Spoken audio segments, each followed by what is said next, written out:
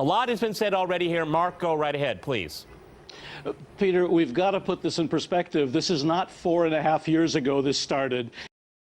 Well, look, let's try to put this in perspective. فلنحاول الحديث عن ذلك. إن ما الجديد هو أن ويكيليكس وجيران أسانج وإدوارد سنودن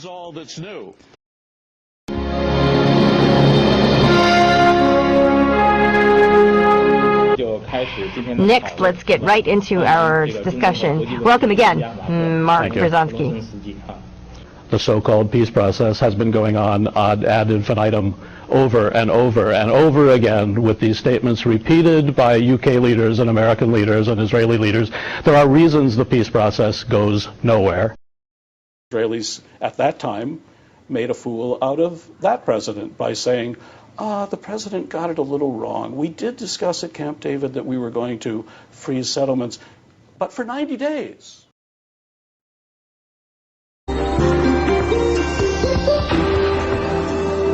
يسعدنا أن نلتقي في هذه الحلقة السيد مارك بروزونسكي، الخبير في السياسة الخارجية الأمريكية والخبير في شؤون الشرق الأوسط معنا، وأيضا ناشر لموقع middleeast.org.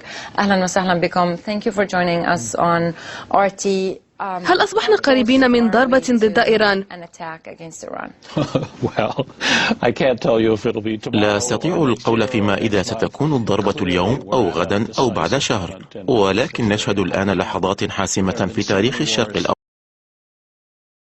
How do you feel about that, Mark Bruzonsky, associate editor, Worldview magazine? You're also a consultant on Middle East affairs. Well, the fact that the PLO had arms in South Lebanon, we knew that before the war. It was no shock. The fact that Israel could defeat the PLO militarily is also no shock. In fact, the greatest surprise is how long it has taken. But why has the questioning of this lobby become so taboo? To talk about this unbreakable bond and what it all means for U.S. foreign policy, I'm joined by Mark Bruzonsky, publisher of middleeast.org. Hello, Thank you so much for coming on, Mark. Thank you.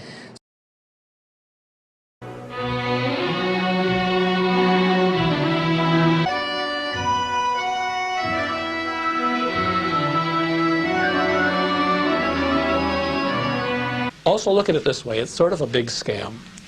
The Americans maintain a certain level of tension. They buy plentiful cheap oil, even though they could produce their own oil, but it would cost them more and they would be depleting it. They buy plentiful cheap oil. Then what happens? The Israelis give a few billion dollars, the Israelis are given a few $1 billion a year to buy American arms. This money flows back to American arms industries.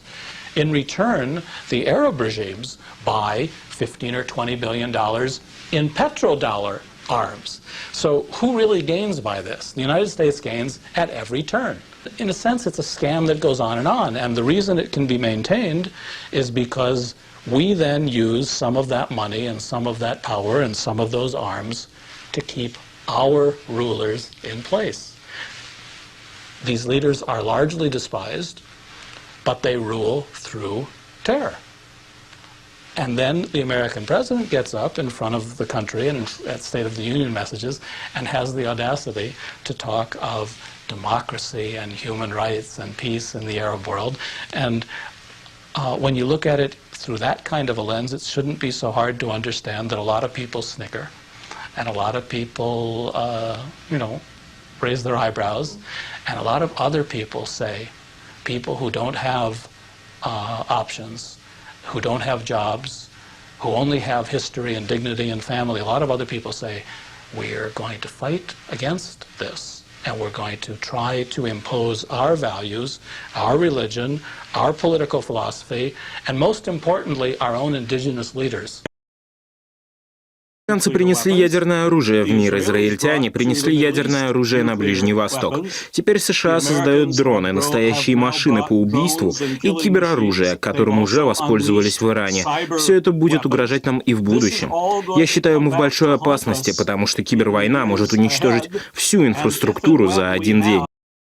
It's been almost a week since Israel reneged on the Y Accord, and joining us from Washington this morning is Mark Bruzonsky. He is the chairman of Mideast Realities. Mideast Realities is an organization that provides independent information and analysis about events in the Middle East. Good morning, and thanks for joining us, Mark. Good morning, and thanks for inviting me. And was so basically unstable We're surprised, frankly, that it's lasted this long and that Arafat is still able to maneuver at all. في ضياع فظيع. أوباما يسير في اتجاه والكونغرس يصوت في اتجاه آخر. Palestinians in the occupied territories are one step closer to self-government. One step. Joining us from Washington is Mark Bruzonsky, chair of the Jewish Committee on the Middle East. Thank you for being with us this morning. Good morning, and thank you for inviting me. Some people are calling this an unbelievable breakthrough, a major change in the way the Middle East is functioning now. Would you agree that that is so, or is it problematic? Well, you know, every time there's a diplomatic deal, it's always called a major breakthrough. That's what the politicians who make the deals feel they have to say. The Israelis are doing pretty much what they've said they would always do. The talk of giving up Gaza, the talk of autonomy, the talk of giving back some of the territories for local rule has been something the Israelis have talked about for a long time.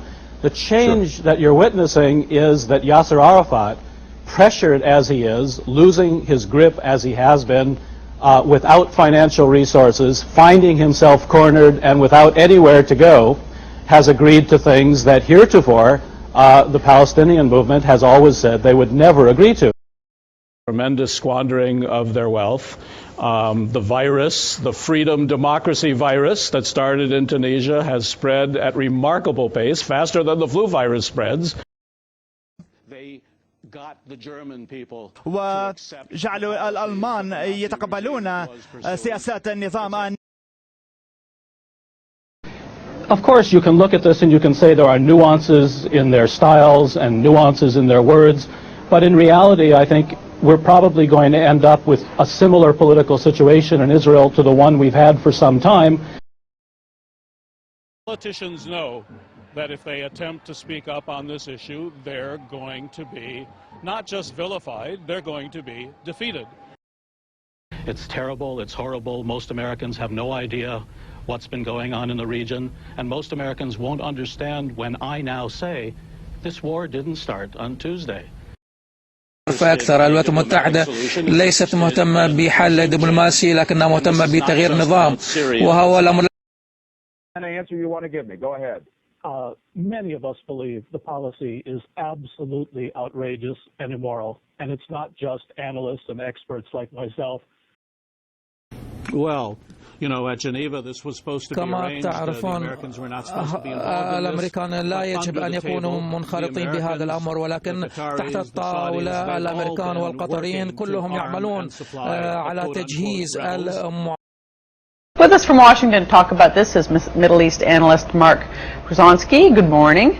Good morning, Valerie. You know, we're really in the very beginning stages of this. I expect a lot more violence and a lot more controversy, a lot more difficulty for the political leaders. This is just the opening gambit. The Israelis invaded Lebanon in 1982. The stated goal at the time was to destroy the PLO and to make Lebanon safe from terrorism against Israel. هناك قتال وصراع كبير في واشنطن من جانب هناك المحافظين.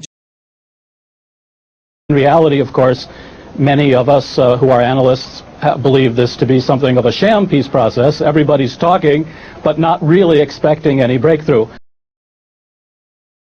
إلينا مباشرة من واشنطن الخبير في السياسة الأمريكية الخارجية وشؤون الشرق الأوسط السيد مارك بروزونسكي.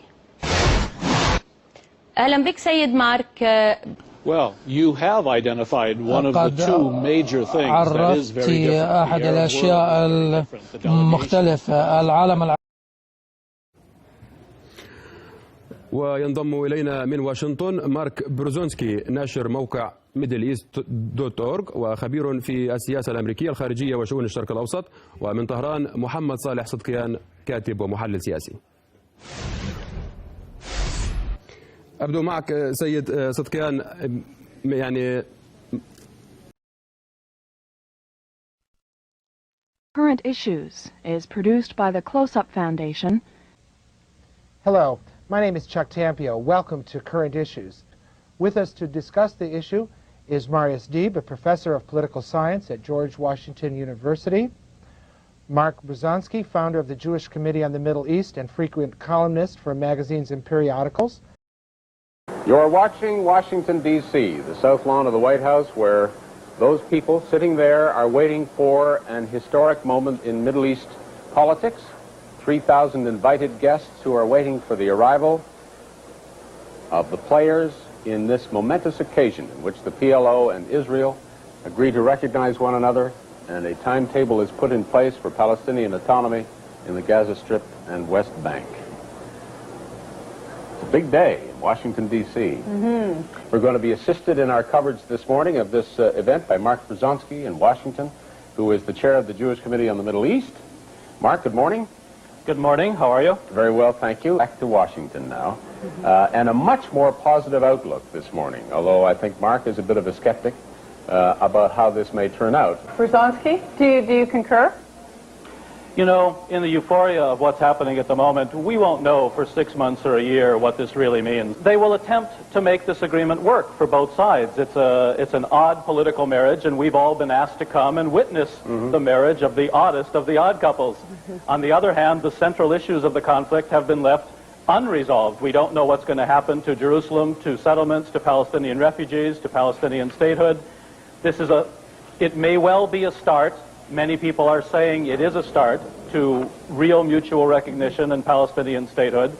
So far, what it is a defeated Palestinian leadership that was totally bankrupt, cornered, had nowhere to go, and instead of declaring defeat, they decided to accept what they always said they wouldn't accept, which is very limited autonomy.